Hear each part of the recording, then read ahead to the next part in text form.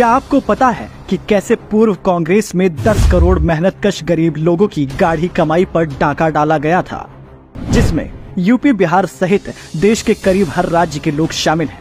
लेकिन कांग्रेस की गंदी राजनीति के चक्कर में इन निवेशकों का पैसा ही डूब गया। जब साल 2009 में सेबी को करीब 24,000 करोड़ रुपए के फ्रॉड का पता चला, लेकिन कहते हैं ना, जिसका कोई नहीं होता उसका ऊपर वाला होता है। यही वजह है कि इन निवेशकों का सहारा बनकर मोदी जी को भेजा है, जो यूपीए की सरकार में निचले तबके के साथ हुई गलती को सुधार रहे हैं।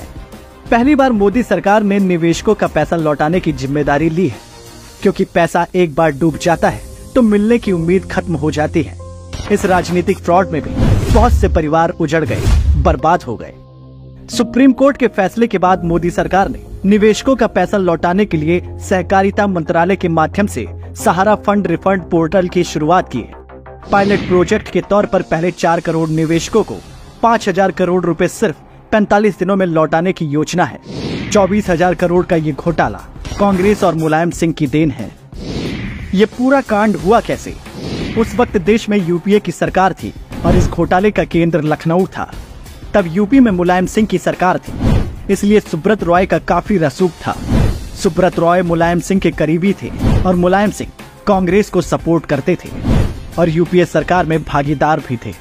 उस वक्त ऐसा भी कहा जाता है कि सुब्रत की कंपनी में मुलायम सिंह की काली कमाई लगी थी। शायद इसलिए इस घोटाले को राजनीतिक समर्थन मिलता रहा। लेकिन कांग्रेस अपनी दुश्मनी भूली नहीं और संस्थाओं को सहारा के पीछे लगा दिया। पहले आरबीआई को पीछे लगाया तो हाईकोर्ट ने रोक लगा दी, फिर सेबी को लगाने का आरोप लगा। ये तो रही सामने की बात, पर अंदर खाने इस घोटाले के तार एक दूसरे से जुड़े हुए थे। इस राजनीतिक और आर्थिक लड़ाई में करीब 10 करोड़ निवेशक पिस गए।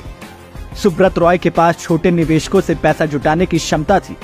उसने कायदे कानून से हटकर 24,000 करोड़ रुपए जुटा भी लिया। लेकिन सब कुछ जानते हुए भी सरकार कान में तेल डालकर सोती रही।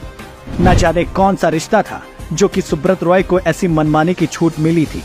पर मामला तब बिगड़ा जब सुब्रत रॉय ने सोनिया गांधी के पीएम बनने का विरोध विदेशी मूल का बताकर किया था। तभी से कांग्रेस की आंख में सुब्रत रॉय कांटे की तरह चुभने लगी थी। पैसा डूब जाता है, लोग फ्रॉड करके भाग जाते हैं, ये तो पिछली सरकारों में रोजाना सुनने को मिलता था। लेकिन मोदी सरकार पहली बार छोटे निवेशकों को उनका पैसा लौटाने के लिए तेजी से काम कर रही है।